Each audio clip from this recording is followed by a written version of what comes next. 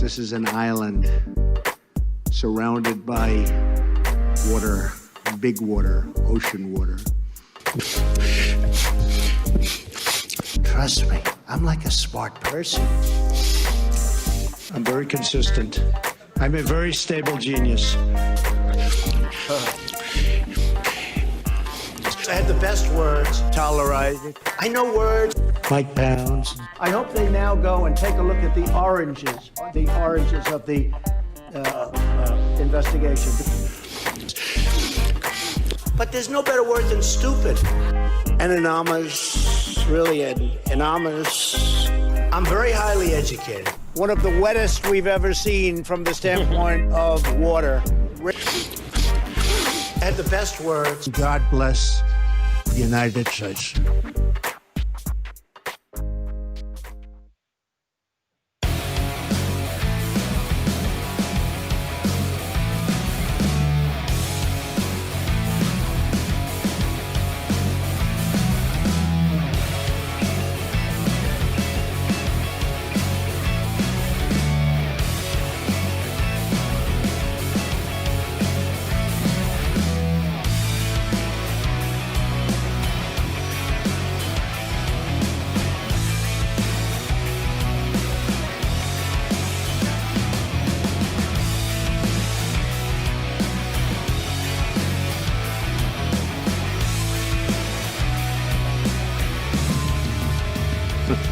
Hey everybody, around the nation, Waldorf Nation, Jeff Waldorf here with you today.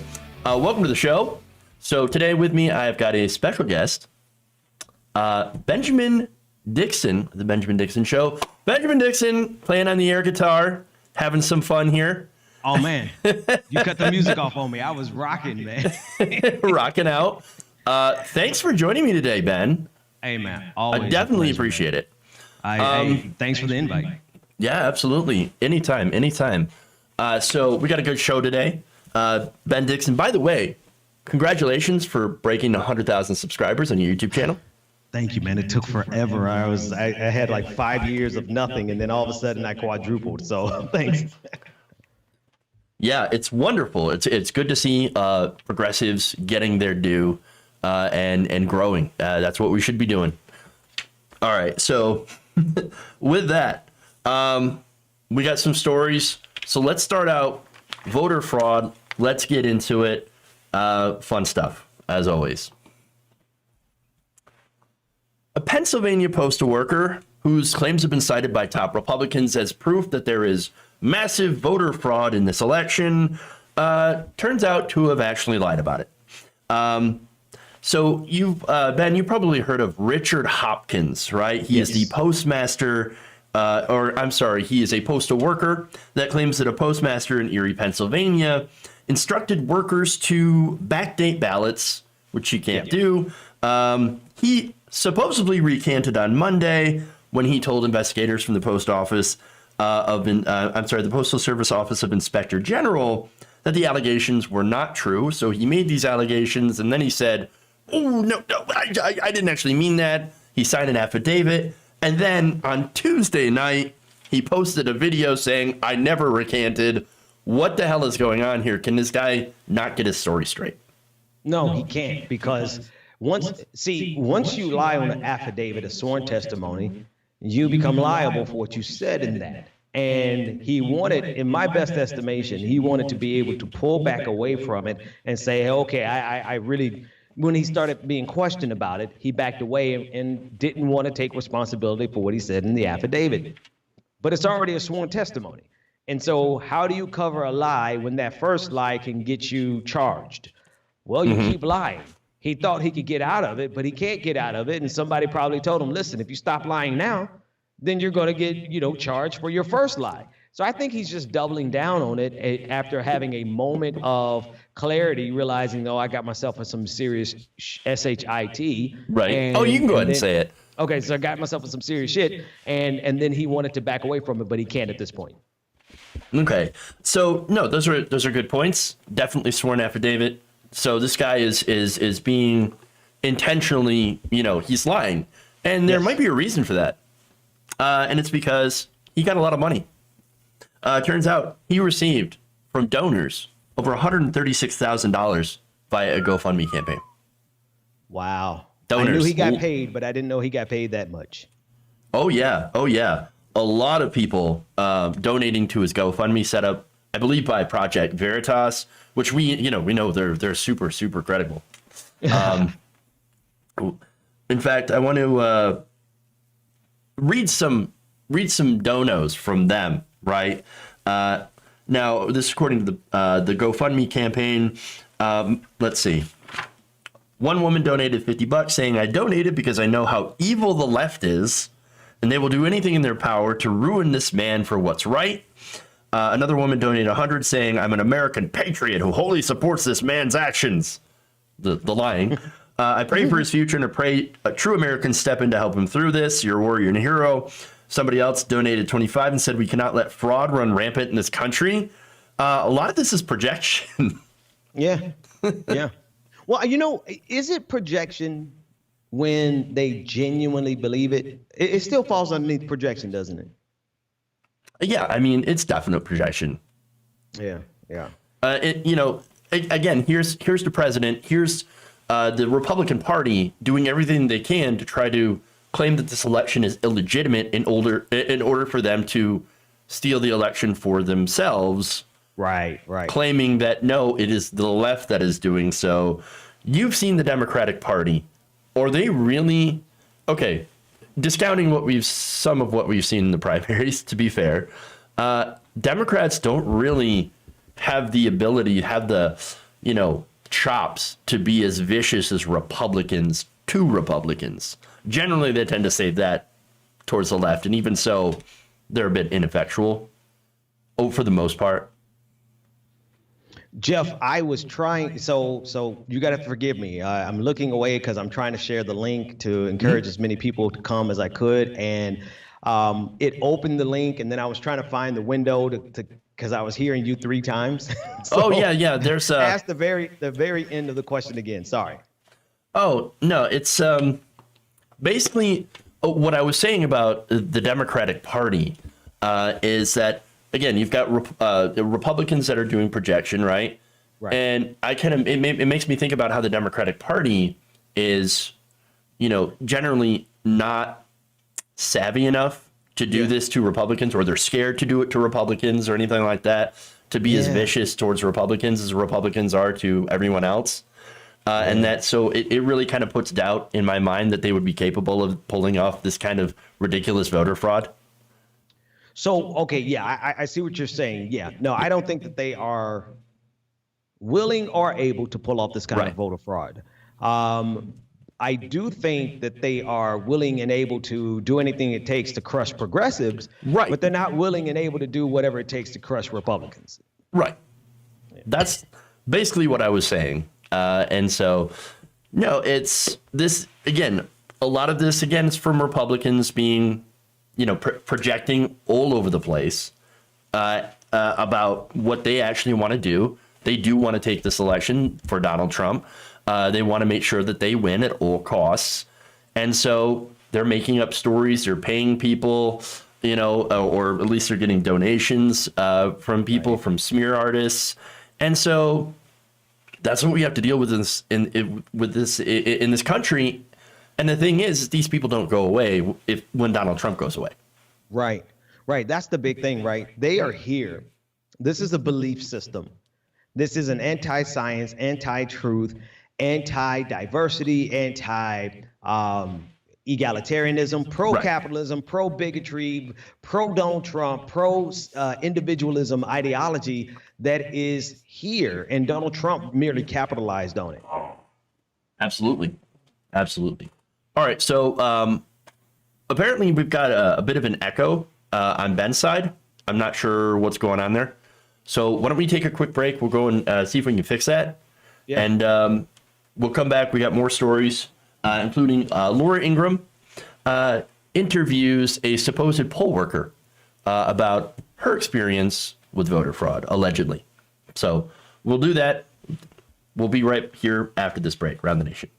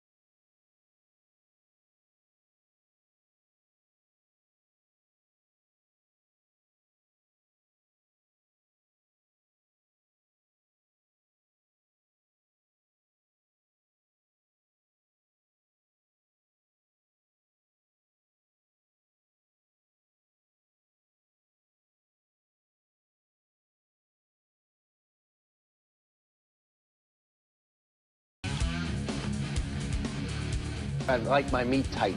Tighten up my meat. Hey everybody, welcome back to the show. Round the Nation right here. Waldorf Nation, Jeff Waldorf here with you. So I think we might have this fixed now. All right, so Benjamin Dixon here on the show today. Thank you again, Benjamin. Hey, Appreciate thanks it. for having me, man. Let's dive into this next story here. We've got Laura Ingraham. Fox host Laura Ingraham is getting roundly mocked on social media for her interview with a supposed Nevada poll worker who says she saw voter fraud. Take a look. All you had to do was stand up to Kamala Harris, who was for defunding the police the out in wrong Los video. Angeles. Sorry about that. Somebody get some quality control on this thing. Oh, right, it's me. It's All right, here's the right one. You saw something suspicious, we're going to get right into it tonight, happening on the side of a Biden-Harris van in the parking lot of the polling station. Now, walk the audience through what happened. I went out to go for a walk on my break.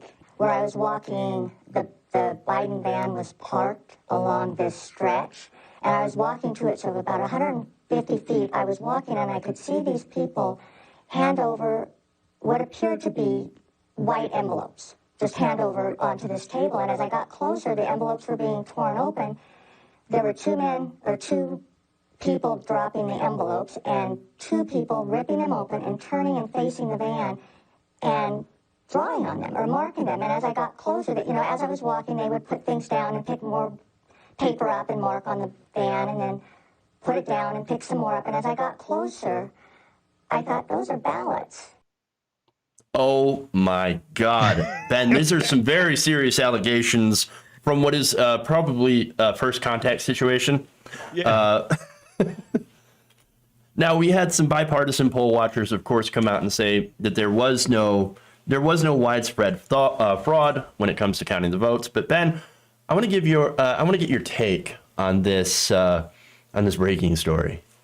You know, man, I'm going to be honest with you. If we allow them to say this enough so that it sticks, it can stick, no matter how ridiculous it is to us.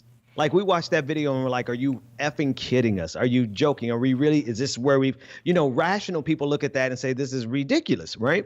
Yeah. But they know they have mastered this technique for years. They know all they have to do is keep repeating it over and over and over and over again. And eventually the mainstream media is going to accept that framing. And the second the mainstream media accepts that framing, then people on the Democratic side of the aisle are going to start second guessing themselves. And that is exactly what they're trying to do with this. It is foolishness. It is BS. The officials, who are oftentimes Republicans, have said that there's no voter fraud, no matter how many times Donald Trump says it. Right. And, I got somebody here in the chat says, well, what's wrong with the recount? Well, there's nothing wrong with the recount. Nothing Fine. at all. Do a recount. Like, Georgia's doing a recount. No, you don't see Democrats out here complaining because, of course, we care about the vote as well. And it also means that, look, Joe Biden is up over Donald Trump by 14,000 votes in Georgia. You think that a recount is going to overturn that result? At most, they might find a couple hundred ballots that are maybe iffy. But when it comes to actual instances of voter fraud that is found and litigated, very, very incredibly rare. Out of millions of ballots over the past 10 years, I believe they found a handful. You have a better chance, literally, this is not hyperbole, but they did the odds. There's a better chance of you getting struck by lightning than to find an example of voter fraud. You have a better chance of getting crushed by a candy machine. Like, just think about those odds. You're shaking that candy machine because your baby Ruth wouldn't come out and you get crushed by it. That's more likely to happen than in-person voter fraud. Jeff, can I be honest with you, though? I have shaken quite a few candy machines because they've taken so much of my money in the past that I think those odds are pretty high. So you are gambling with your life, my friend. I'm gambling with my life, man. So now look, Fox News, what's interesting about this too is Fox News is taking two different takes here. It's almost like they're trying to have their cake and eat it too, right? You got Brett Baer, for example, cutting off Kayleigh McEnany. when she's, when she's going off and spotting about these voter fraud conspiracies, and Brett Baer's like, oh no, I'm not going to listen to this. There's no evidence of voter fraud. But then you got on the main, on the primetime channels, you got Ingram bringing on shadow people. You got, you've got Tucker Carlson, who, interestingly enough, not last night, but a couple nights ago, I believe it was Monday night, where he said, well, there's lots of voter fraud, but there's not enough, I don't think, to overturn the election. But there's tons of voter fraud. And so they're kind of playing this game where there is, but there isn't. And I think they're feeding two different demographics here. You've got the crazies that turn in at night, to watch the primetime shows. And then you've got the, normal people to catch during the day. And that's how they try to suck people in. Yeah, no, it's a masterful plan, right? They do. I mean, occasionally you get robust reporting from Fox News during the day, but the second the sun goes down, that shit gets completely bad. I mean, it's out of control. Yeah, sorry. Quick correction here. It was Neil Cavuto, not Brett Baer. Neil Cavuto, yes. Okay. I do believe Brett Baer had been pushing back against that as well. Did you see what was Susan? What was the woman who had a hot mic situation where she was like, "What?" And I can't think of not Susan. I was going to say I can't think of her name here, but yeah, Susan something. But I mean, there are people who play the role there. They know what network they're at, and they try to do their best to be reasonable without getting fired. And they're at the point now where it's so unreasonable that they're getting in trouble. Yeah, it's true. It's true. And here's the other thing, right? How dumb do conservatives think that their audience is? And how dumb do they think we are? And how dumb are conservatives actually?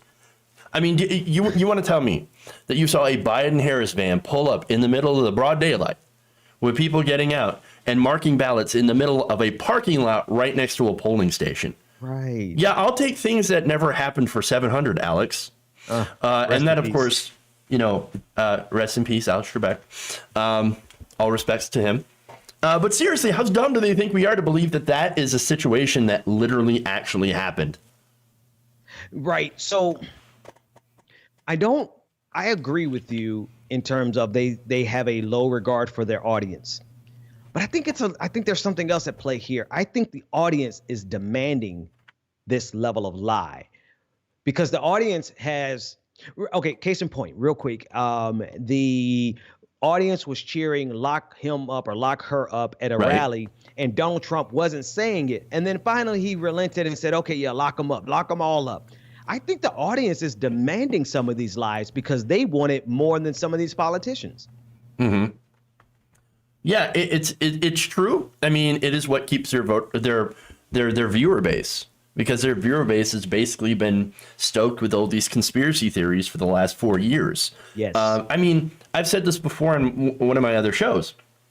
This audience has been primed to believe that they are special, right? That they are the specialist snowflakes, that they are the majority of the country, that they are the silent majority, that Donald Trump is the best president, in the world, which really that's kind of subjective, right? Well, okay, more objective, really objective reality when you look at what's actually been done. But they're in this, I mean, alternative facts is a great example, is a great way to describe it because it's what they live in. Yes. All they hear from Fox News. So, of course, if their guy loses, it has to be fraud. They can't see it any other way because they've been primed to believe in all these things that aren't really objectively true, that are very, very subjective. Yeah. Yeah. No, I think that's a really good point, man. I think that they have whipped themselves into a frenzy that the only reality that is acceptable is a reality that confirms their biases. Yeah, absolutely. It's that confirmation bias. Yeah. That said, I did mention how they were getting, how she was getting trashed on social media. And there was some fun stuff, people making fun videos. And I want to show you one of those. So we're just going to switch over to a little bit fun here. And I want to show you this. This is a response to Laura Ingraham. Now walk the audience through what happened. I'm not going to say which party does it, but thousands of votes are gathered and they come in and they're dumped in a location, and then all of a sudden you lose elections that you think you're going to win. And I'm not going to stand for it. Our voting system, first of all, we should have voter ID. When you vote, you should have voter ID. And if you send something in, you should be sure, as a state and as a country, you should be sure that that vote is meaningful and it's not just made fraudulently, because there's a lot of fraudulent voting going on in this country. You know what? To be honest with you, that was I knew that clip existed, but I hadn't listened to it. And then when I went to listen to it, the one that you just played was the first one I heard, and I'm like, you got to be effing kidding me. For a hot second there, I believed it, because that's the kind of ridiculous, absurd reality that we're actually living in. They would pull something like that and expect us to accept it. It's almost as if, the Onion has basically come to life, and that is our entire political experience in the last 4 years. But I want to give credit to the person who made that first. It's Nick Lutzko. So I just want to make sure to give credit to the people who make this very entertaining stuff. Yeah, it was great work. It was it was appropriate. It was apropos for the moment that we're living in. Yep, absolutely. Yes, that second clip is Donald Trump. That's why it's parody. I'm just responding to some of my audience here. We can hear your Streamlabs alert. I know. I'm still working on that stuff. Oh, I was wondering if that's what you wanted, because it notifies you when someone. I'm assuming it notifies you when someone cheers on Twitch. Yeah. Subscriptions. It notifies me of donations. I had it to set up for my gaming stream, but somehow it seems to be working in this now too. Yeah, no, it just makes me think of. I used to spend a lot of time at the casino because I had some pretty good luck back in the day, and it just reminds me of being back in the day. There you go. All right, so let's get to Dave Rubin, because that's always fun.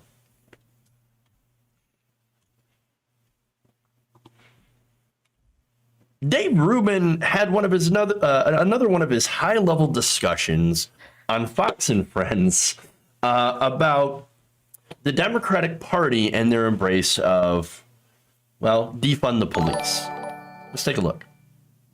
All you had to do was stand up to Kamala Harris, who was for defunding the police out in Los Angeles. They took millions out, as well as $1 billion out of the police budget in the NYPD, and millions out of Minneapolis. Now he speaks up. Yeah, this is so typical of what has happened with the left and the sort of internal war between the progressives and whatever is left of a moderate Democrat. And I'm not really sure how much is left, although Clyburn's sort of taking the mantle right there. Look, in effect, nobody except the radicals that want violence on the streets and that want mayhem, nobody besides that wants the police to be defunded. Even in places, in black communities where crime is high, they want more policing. There's a lot of evidence of this. You only want less policing if you want chaos. And I think the progressives, in many cases, they do want that chaos because they then think that proves that somehow the state is racist, and that then that in essence is what allows them to run around and say America is so terrible, look at all of this. But the average person wants law and order. That's just very simple. And all right, Ben, I want your take on this. Does your brain need to go into recovery mode after hearing all those high-level ideas? Man, look, the logical inconsistencies in his argument, because he started off by saying there's nothing left of a moderate Democrat, yet moderate Democrats don't want to defund the police. Which one is it? Now, I'm not going to rest there too long, because the hypocrisy is the point. The point is to both label us as radicals who cannot be redeemed, as well as people who are feckless and incompetent and all those sorts of things. It's the number one tool of fascism, to label us as vicious and incompetent. That's what Dave Rubin is doing here. But number two, I don't know if there's a person out here that I would rather Like, I'm not going to say this on your show because I'm not going to get you in trouble, but I would love to meet Dave Rubin in person because he's really grifting in the highest order. Dave Rubin doesn't believe anything he says. He knows that in that house that he purchased, that he left the Young Turks for so that he can make an income big enough to afford that $1 million house that he bought. He knows that that community is not inundated with police officers. His community is not safe because they have an abundance of police. In fact, they have a shortage of police officers. They have a dearth of police officers. They don't have police officers patrolling his $1 million neighborhood. What they have are resources. So he wants policing for Black communities and impoverished communities when he knows he doesn't have it for his own community. That's an excellent point. That's a lot of great points. So Dave Rubin, you can go ahead and get me in trouble. I tried to get Dave Rubin way back when he was, pretending to be a progressive. And I don't even know what he is anymore, but I tried to get him on the show, obviously, because I wanted to talk to different people, right? And so this is somebody who wouldn't go on somebody's show if you don't have a big enough audience. You know what I'm saying? Right. And that kind of tells you who they are. When they say, oh, no, not big enough. Sorry, not a big enough reach. You're too small. Well, it kind of shows you the direction that they want to go, that all they're interested in is, views, revenue, clout, all that stuff, and not actually interested on ideas. And it's like, it's the opposite of what Michael Brooks was, right? Michael Brooks did not give a shit how big you were. If you had ideas and you wanted to have an earnest conversation about the left and about the future of, a workers' movement, he will talk to you. And that's what I love about Michael Brooks. That's how you know that they're a real one, Yeah. When you have these conversations. And so we know what Dave Rubin's about. We know He's that he gets paid. Man. Yeah, absolutely. He gets paid to go on these TV shows and talk about things that he has absolutely no idea of. He doesn't know anything about anything. Jeff, he's not smart. Dave Rubin. That's what I'm saying. You're dumb. You're dumb as shit. Like, you wouldn't last 5 seconds in a debate with a first-year freshman, okay? Let's just be real. You are not bright. All you are is a grifter who has a decent enough team that knows how to capitalize on your willingness to grift of the highest order. Basically. And so getting to the actual policy positions, right? So let's talk about defund the police, because a lot of this conversation is based on what a lot of Democrats have been saying, how they're getting mad at the left for backing defund the police and quote unquote scary socialism, right?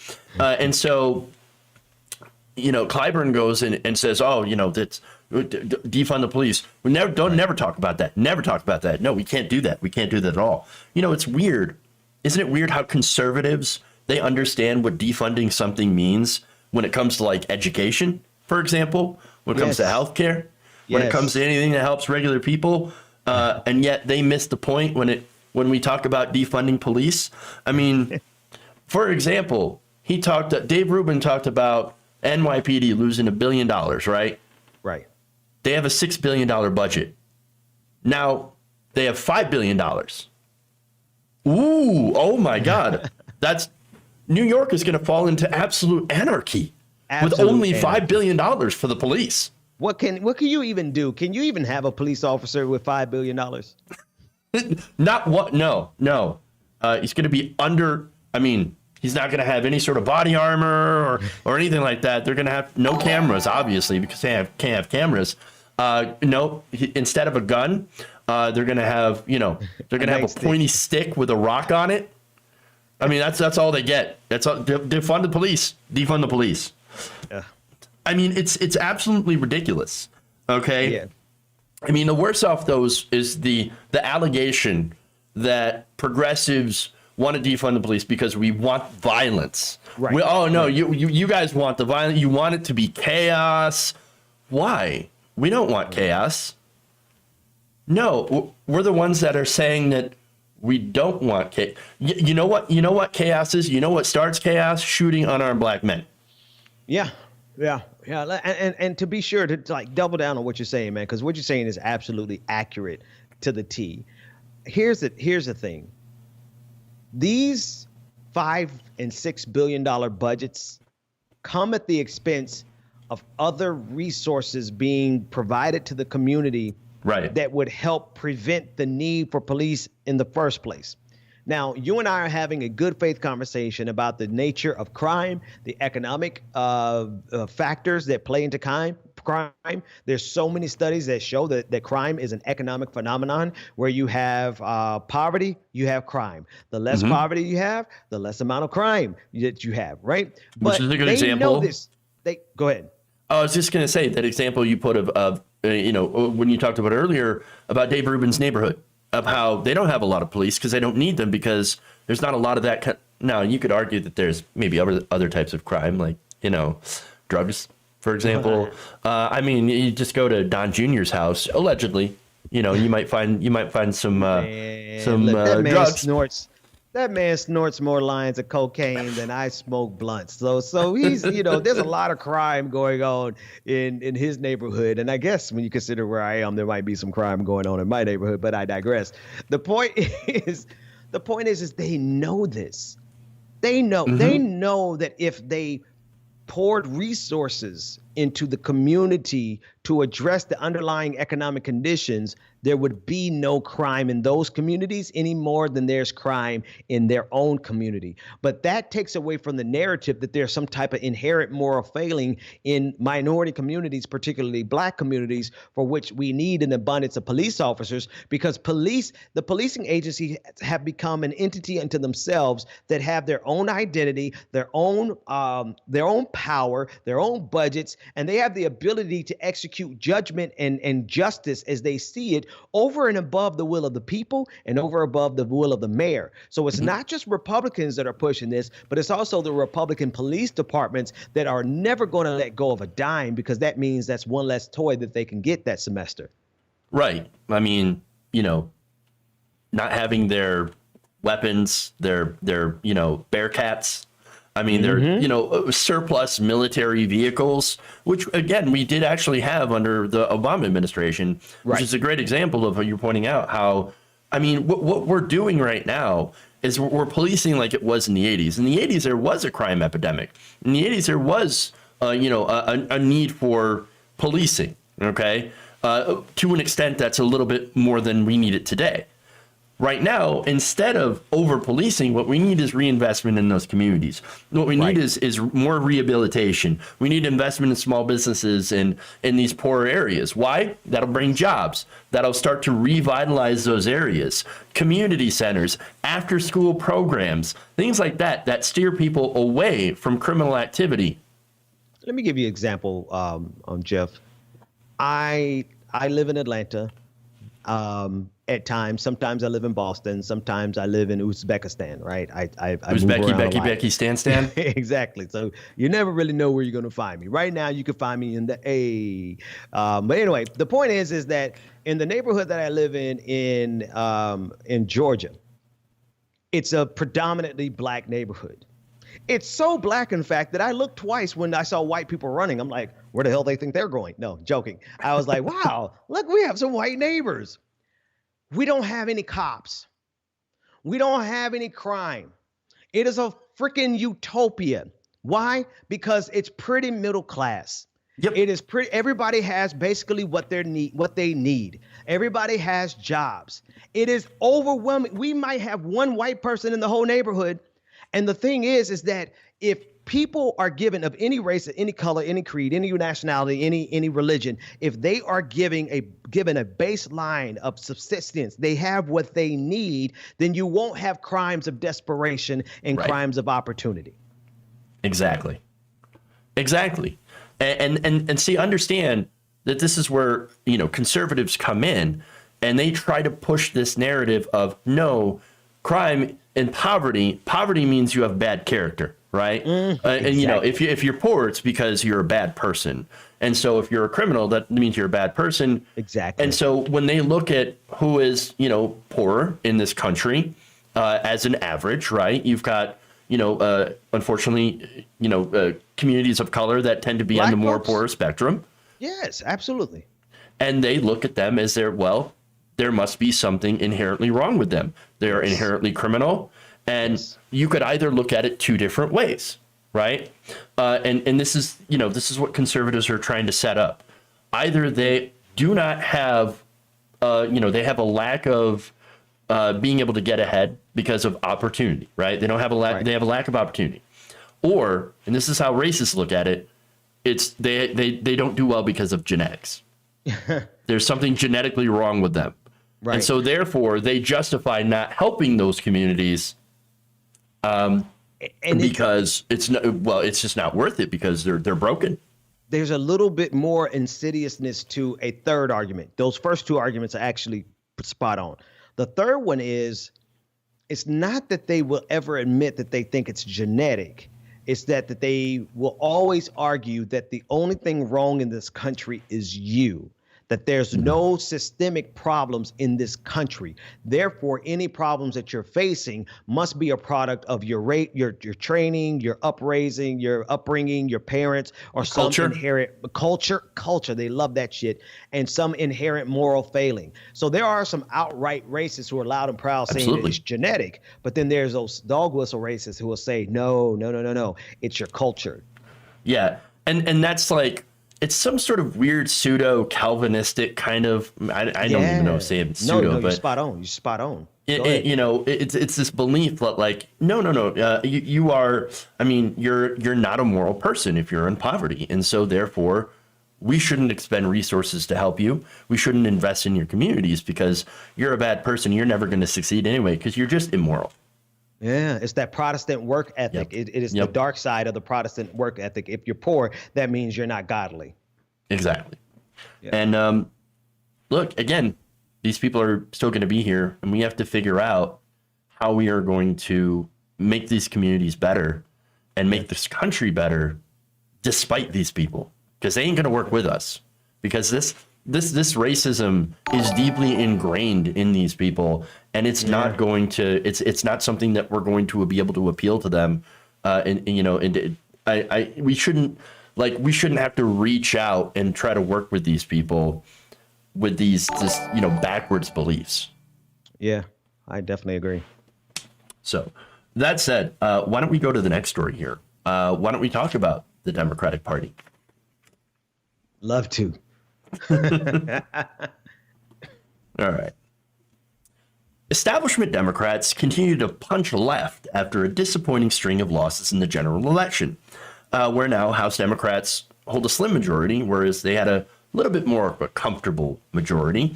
And the Senate right now hangs in the balance in Georgia, where there will be two runoff elections, as Democrats in those races were not able to beat the threshold of 50%.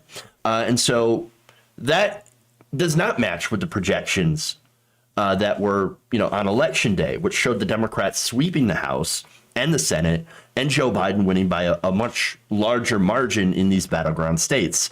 And so in order to try to reconcile the reality of these losses, they decide to not deal with the reality, but actually just to blame progressives. And so, Ben, you've heard of the call here, the infamous call between the Democrats in a so-called strategy session where you had Hakeem Jeffries, this just came out in Politico, saying, do we want to win, do we want to govern, or do we want to be internet celebrities? And man, I will whip. Boy, look here. Hakeem Jeffries, we are not the ones, man. I'm not the ones. Go ahead, finish. I'm sorry, Jeff. No, that's perfectly fine. He also said that I think it's a useful conversation for us to have because the socialism message wasn't helpful. So what were your thoughts on that? You know what's not helpful?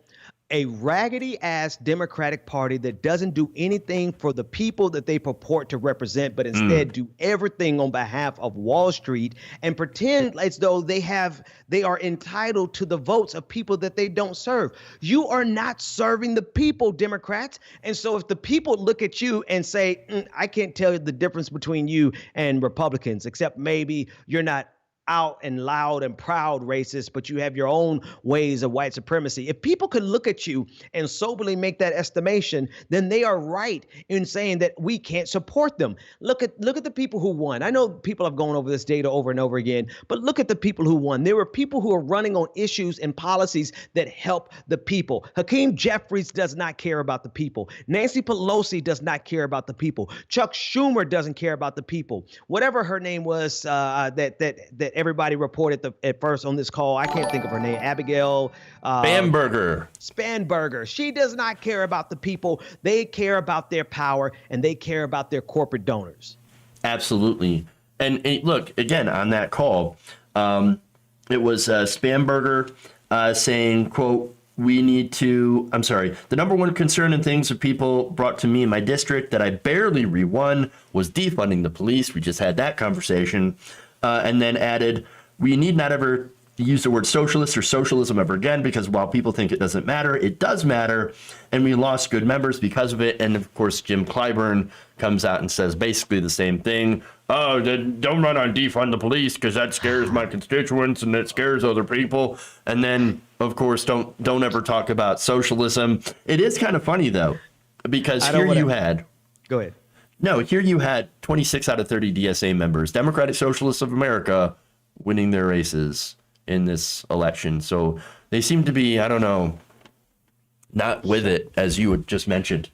I'm definitely not trying to one-up you here, Jeff, with your impersonation of Jim Clyburn, but I kind of specialize in Jim Clyburn in South Carolina. Look, we don't want defund the police. Defunding the police is not what we want in this country. The black community does not want defunding the police. Man, shut your 94 crime bill signing ass up.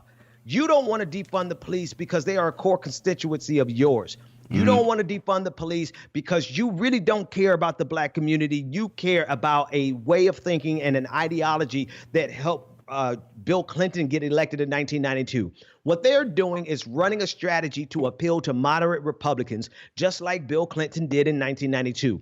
But the world has changed since 1992, even if Jim Clyburn's hairline hasn't. The reality of it is that nobody in the Republican Party is going to ever vote for a Democrat ever again.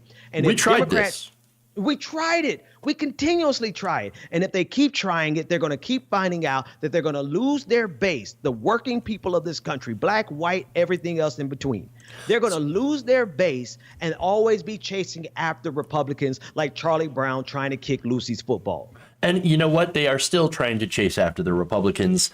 And as we saw from this election, the Lincoln Project, we had a bigger share of Republicans voting for Donald Trump and not Joe Biden, who was the most conservative Democrat. And I bet you remember the primary, right? Where we were told that we cannot have Bernie Sanders as our nominee. We cannot have a progressive talking about progressive ideas. We can't talk about Medicare for all. We can't talk about a Green New Deal, because guess what? The Republicans are going to call it socialism, as if they would not do that with a Joe Biden, to which they literally did, and then called Kamala Harris a communist. Right. They honestly, let's go beyond that, right? They think that Joe Biden is a socialist and Kamala Harris is a communist. Ridiculous. But you literally had Glenn Beck and John Voight call Joe Biden Satan. Okay.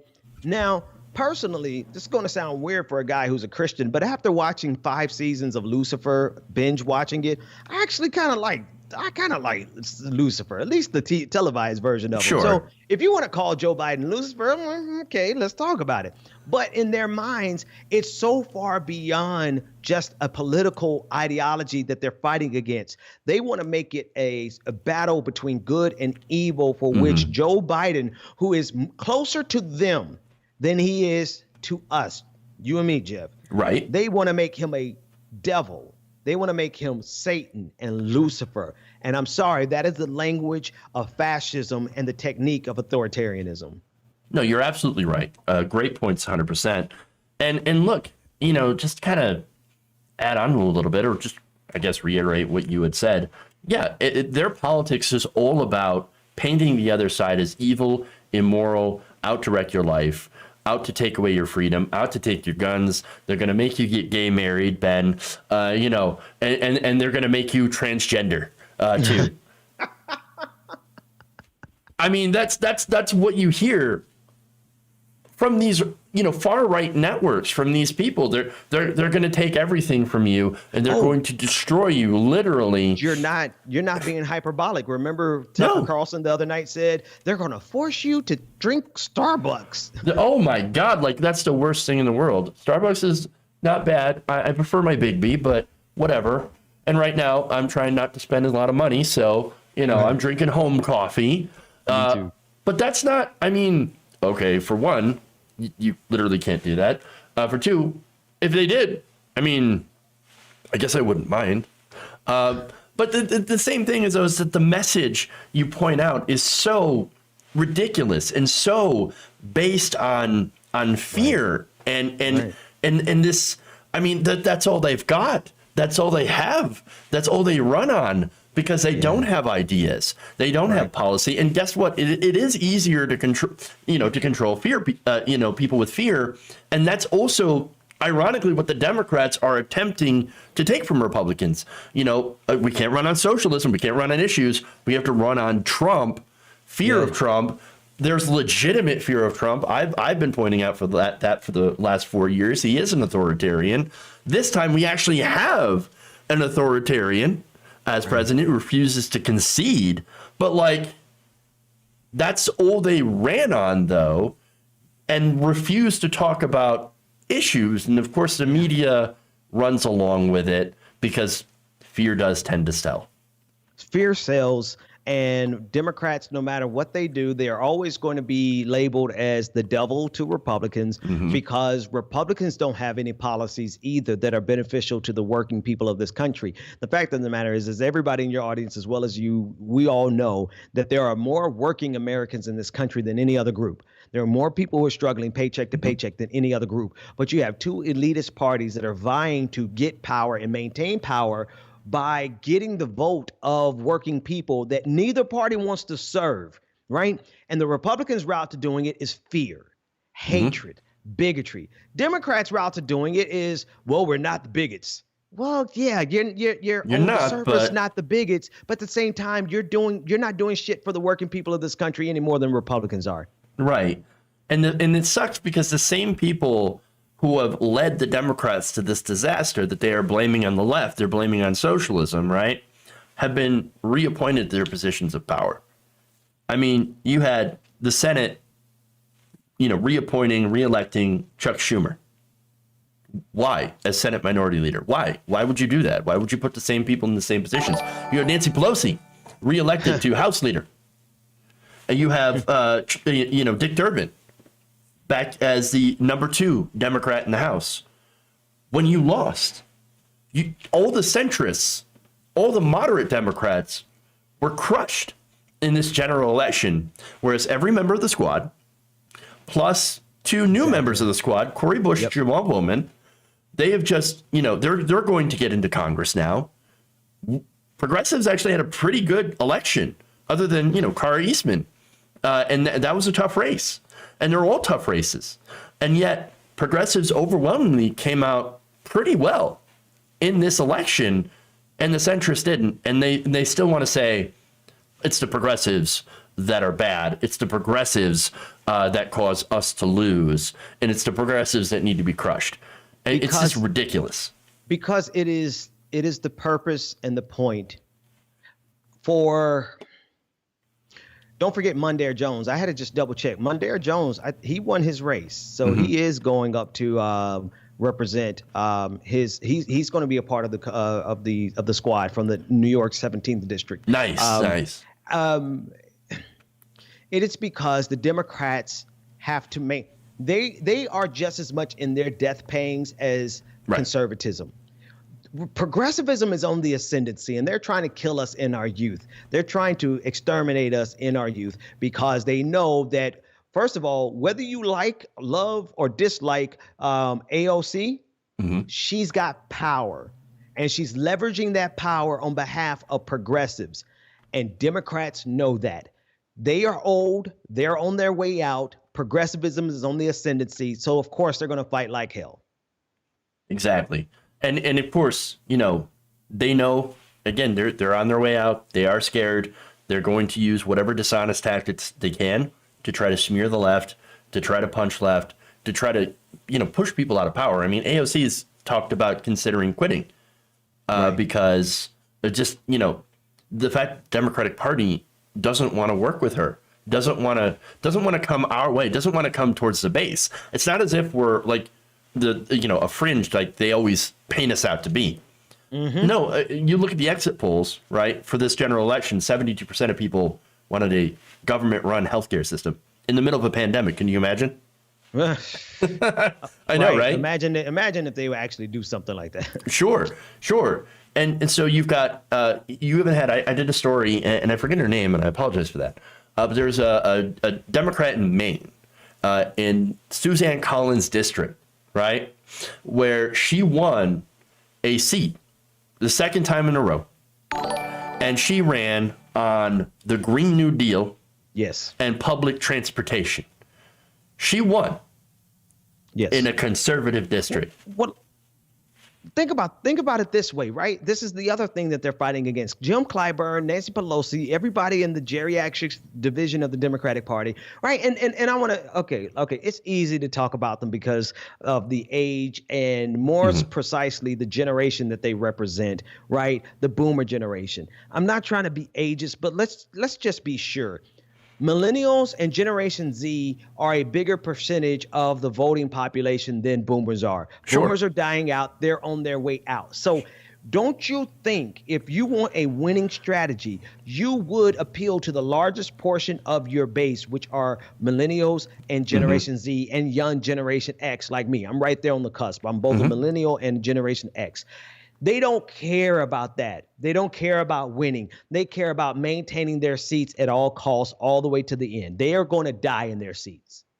Exactly. At least they think they are. Right. And it's not, it's not really ageist because the ideas that we're talking about are being put forward, were first really popularized by somebody who's just as ancient as, the rest. Bernie Sanders, a frumpy old Jewish guy from Vermont, who's about 1 million years old, but we love him. He's our grandpa, basically.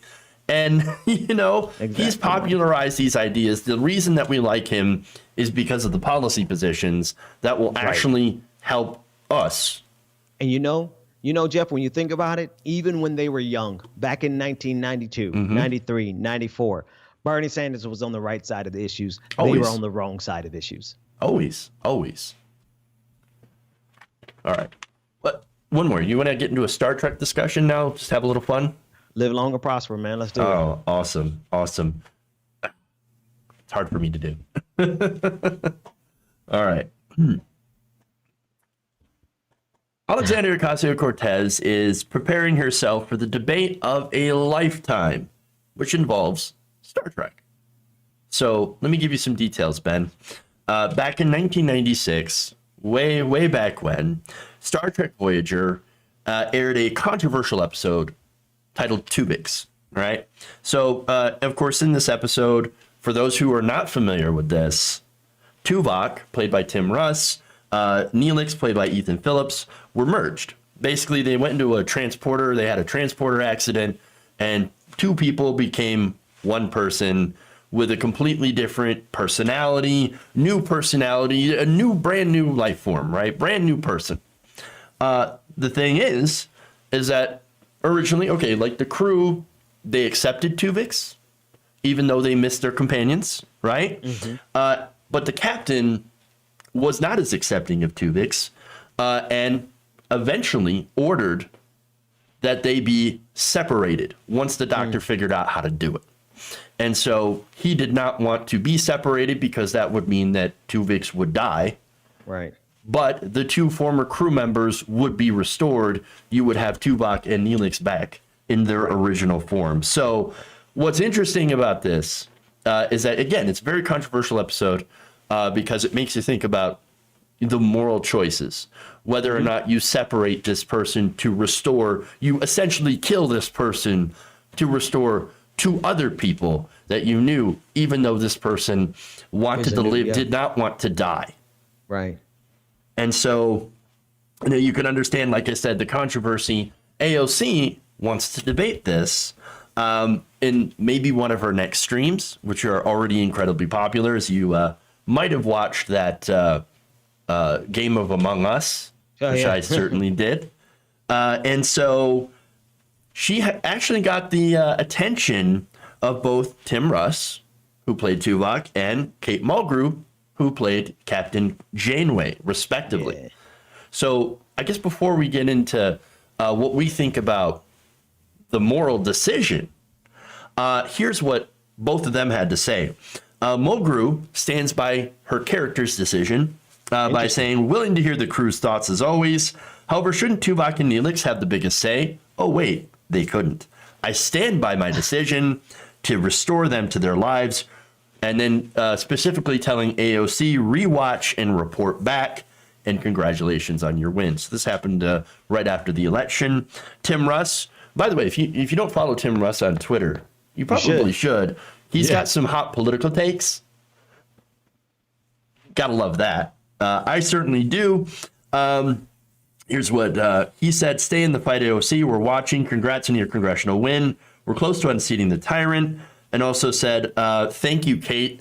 I appreciate that. And thank you for the positive message. AOC, live long and prosper. So that is an interesting response to it.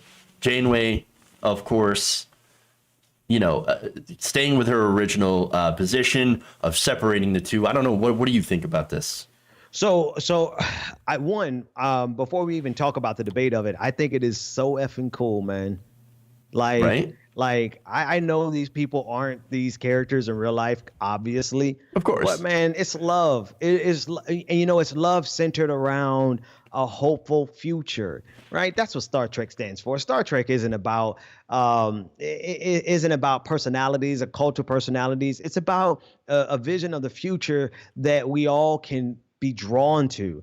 And that's what but what's dope about it is that for the most part, outside of William Shatner, most of these characters actually most of the actors embody that hopefulness for the future. Mm-hmm. This is why you can get the entire staff of Star Trek Picard and Star Trek Discovery to identify and just outright say, hey, whatever it's worth, we need to get rid of Donald Trump. That's because they understand the score. And so just to have Kate Mulgrew and Tim Russ just show love like this is just a beautiful thing, and I'm here for it. Yeah, absolutely. I love that they've gotten involved, and I like how they congratulated AOC on her win and are progressive. I remember back in 2016 where you had an entire group trek against Trump, and so you had a lot of Star Trek alum that are saying no, we don't agree with the hate and division. We don't agree with the regression that we're going to get under somebody like Donald Trump. We're going to go forward. And so I like that. I like that message. And, before we get into, of course, what we think about that stuff, I do have to note that Star Trek's always been fairly progressive, and they've always tackled these kind of issues and really put these sort of moral issues. I mean, look, there's another episode of Voyager where the Doctor was kidnapped, right, and taken to a planet where you had a hospital system set up that only keeps, you know the one, where it only allows the wealthy, the people who give the most to society, to get the health care that they need so that they don't die. And not only that, but they have a special thing where it makes those people live longer. Yeah. And so there's inequities in care based on a meritocratic society. And so it really kind of makes you think of the meta, narratives of, and these meta narratives make you think of what our society is and what we do. It's really kind of a futuristic lens of how we can look at our own society. What Star Trek ultimately helped me come to terms with was that even in our utopia, now this is a little darker than what you're saying, right? Mm-hmm. But even in our dreams of utopia, we still acknowledge the fact that there will be struggle. Because for most of us, Star Trek represents somewhat of a utopia, but there's still conflict. There's still human, the human dilemma. There's still war. There's still villains. There's still things that we have to fight externally as well as internally. And I think that is something that we have to really start promoting as progressives, that even in our dreams of making society better, we realize there's still going to be things that we have to fight. Absolutely. And, again, there's always going to be new things, new frontiers, so to speak, of, the human element that we need to explore and talk about and figure out, where we're going to be as a society. Yeah. And so on the idea of Tuvix, I am super torn. Okay. So on the one thing, you've got these two crew members that did not want to be fused into one person. They wanted to be their own people, right? Absolutely. Especially Tuvok. Absolutely. So they didn't want to be fused into that person. They wanted to live their own lives. Yes. But so did Tuvix as well. As a new person, also didn't want to die. So it's really hard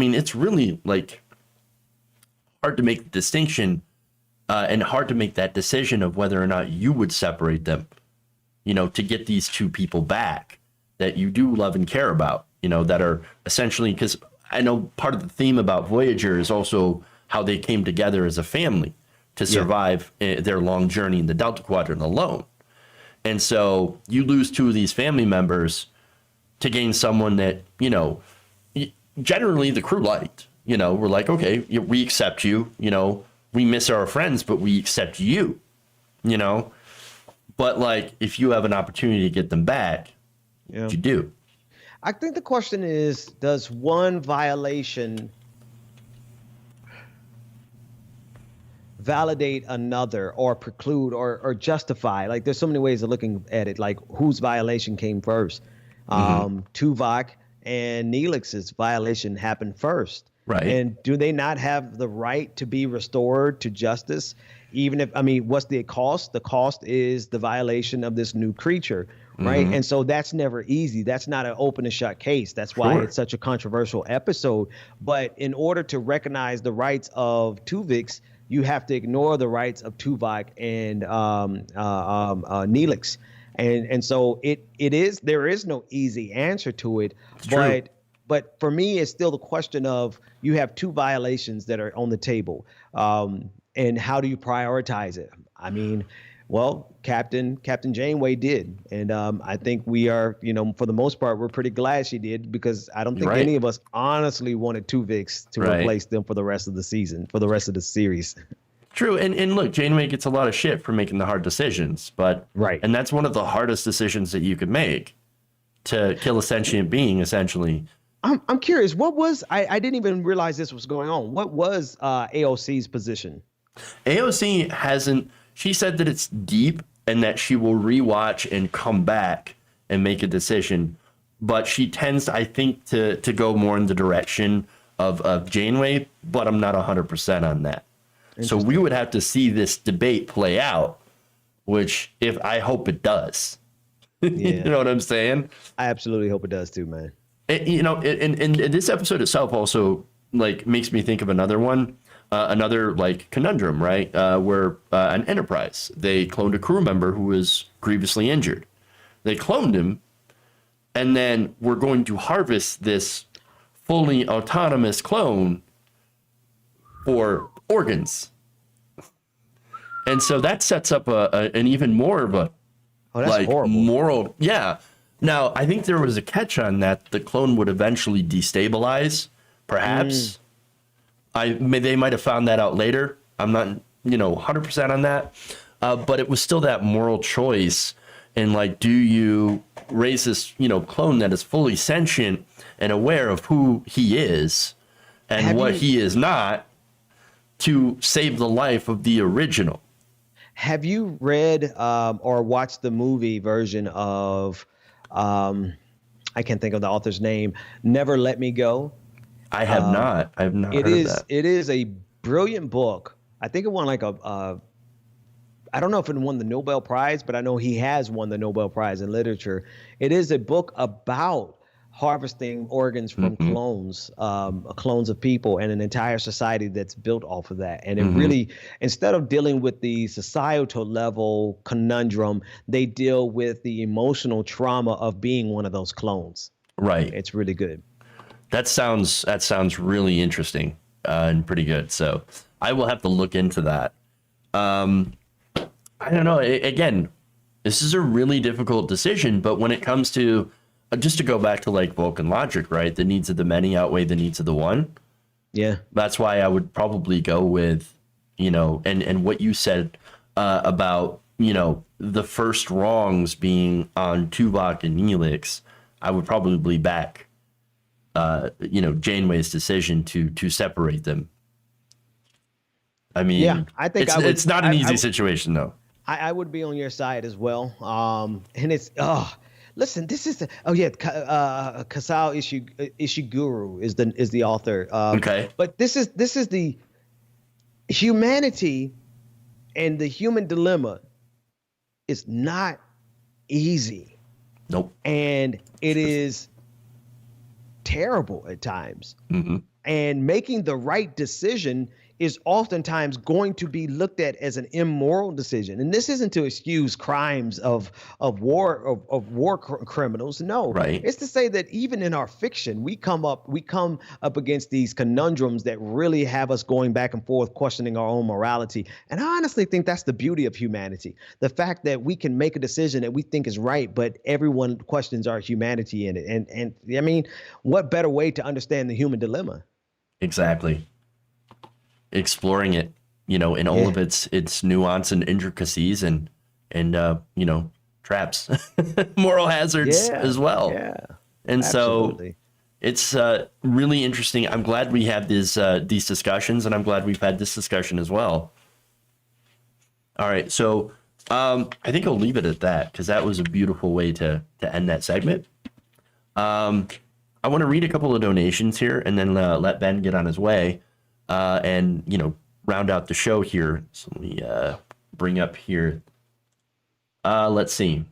Sarge Tech says, congrats to Big Ben and busting 100K. Ooh. Nice. He says, nice to see you blow up. Adrian Benefield wants to see Lindsey Graham's race be recounted. The Jamie Harrison Lindsey Graham race. Kathy Harvey says hello to both of us. Hey, Kathy.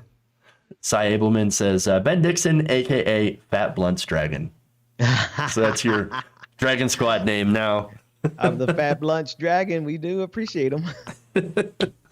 So I've been given the name of Acid Dragon because I'm acidic as fuck, apparently. I don't make the rules. We just abide by them. we just abide. So, again, Ben, thank you so much for being on the show today. I do appreciate it. Thanks so much for having me, man. I'd love to come back anytime, and I want to get you back on my show soon.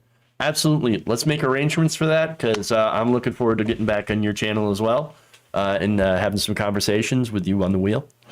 Sounds good. Should be a lot of fun. Everybody, thank you for joining me. And Ben, where can they find you? Best place is at Benjamin P. Dixon on Twitter. Come over there while I talk shit.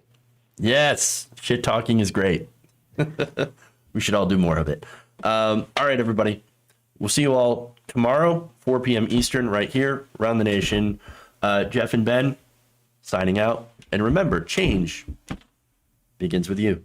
Good night, nation.